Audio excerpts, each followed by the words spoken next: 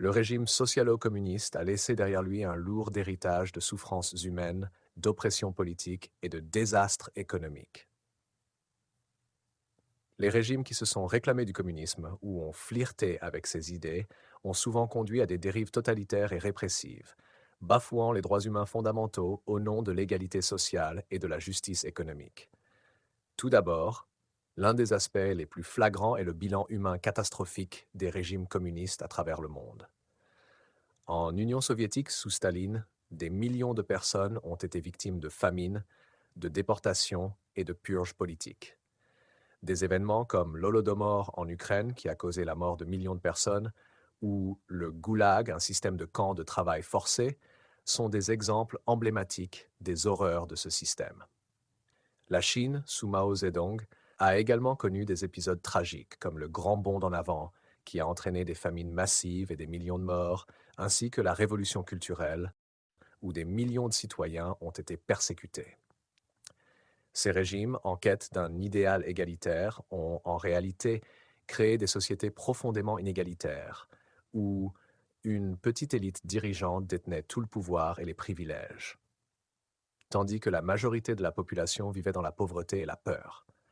La répression politique, la censure et la suppression des libertés individuelles sont des caractéristiques constantes des régimes communistes. Les opposants étaient souvent éliminés, emprisonnés ou contraints à l'exil, et la liberté d'expression était presque inexistante. Sur le plan économique, le communisme a également échoué à améliorer durablement les conditions de vie des populations. Les plans quinquennaux et l'économie dirigée ont généralement conduit à des pénuries, une inefficacité généralisée et une stagnation économique.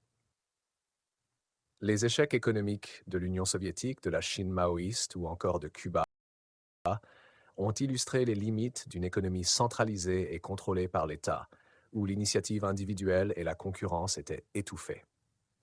En Europe de l'Est, la chute du communisme à la fin des années 1980 a révélé des économies en ruine et des populations désillusionnées par des décennies de propagande et de privation.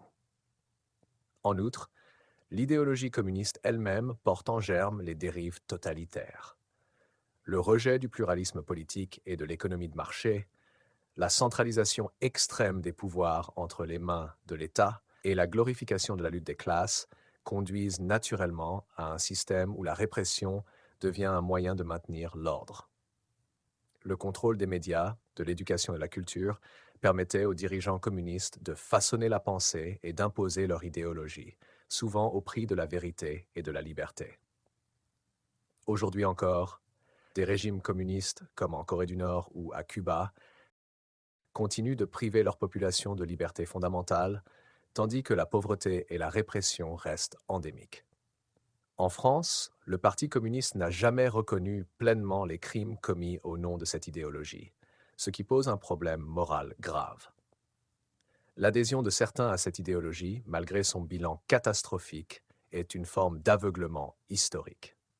En conclusion, le régime socialo-communiste, loin de réaliser ses promesses d'égalité et de prospérité, a plongé des nations entières dans des cycles de violence, de pauvreté et d'oppression.